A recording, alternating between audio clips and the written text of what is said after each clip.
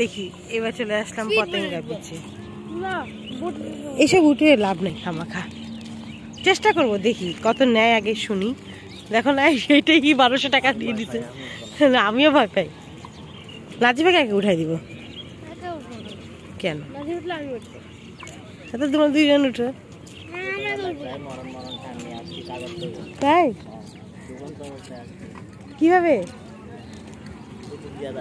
হ্যাঁ আল্লাহ, আমারও ভয় লাগে। দেখি পতেঙ্গা বিচ। আচ্ছা ঠিক আছে, এখন জোয়ার আছে, এখন ভালো আছে। হ্যাঁ এখানে মানুষ গোসল করে না, এমনি ঢেউ। হ্যাঁ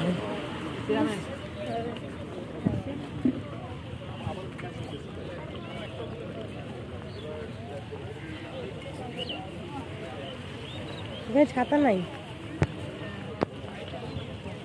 শুধু পতেঙ্গা পতেঙ্গার নাম শুনতাম। হ্যাঁ হ্যাঁ যাবো, যে ওইদিকে মনে ছবি তোলা যায়, তাই না?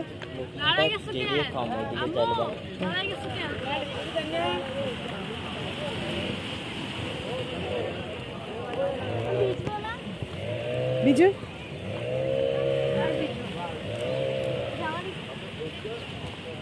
জামা আনছি, কোনো কারণে যদি লাগে এই জন্য নিলাম, যে যদি ভিজে যায়। কিন্তু পানি দেখে আর ভিজার মন নাই।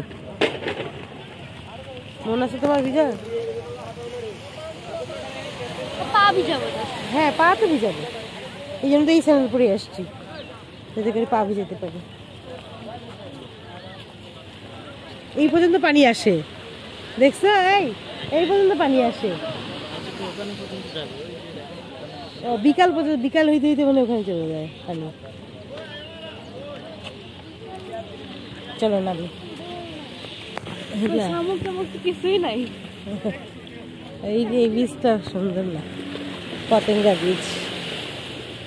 তাও তো এখন আছে, যখন সকালবেলা আমরা আসলাম এই ঢেউটাও তেমন ছিল না। আমি জুতা খুলে, তুমি জুতা পরে যাও না, এখন ধীরে ধীরে ঢেউ আসতেছে। হ্যাঁ সমস্যা নেই, আমরা তো আছি, কিন্তু ছাতার নিচে বসার যে জায়গাগুলো ওগুলো নাই।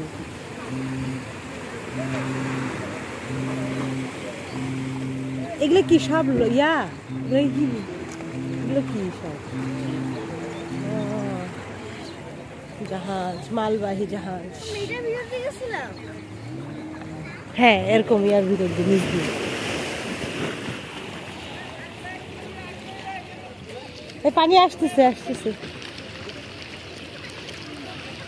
ওই যে ঘোড়া গাড়িতে সবাই ছবি তুলতেছে। উঠবা নাজিবা ঘোড়া গাড়িতে? নাজিবা অবশ্য উঠতে চায় না।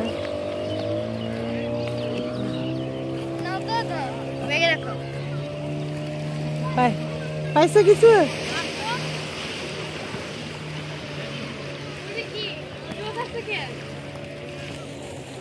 কি মা? ইয়াল্লা এটা মরা ক্র্যাব, ক্র্যাব ওই যে অনেকগুলো।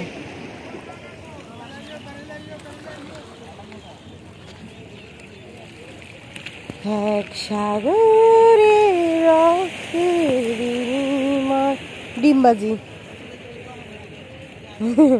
বাংলার স্বাধীনতা আনলে ছাড়া।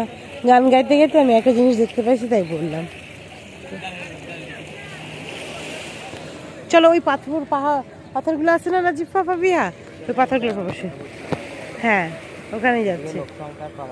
হ্যাঁ কমর হয়ে ছবি তোলা যাবে, বা পর্যটক থাকুক সমস্যা নেই, কিন্তু ওই পাশে লোকাল লোকজনই বেশি। এই যে সমুদ্রের ঢেউ।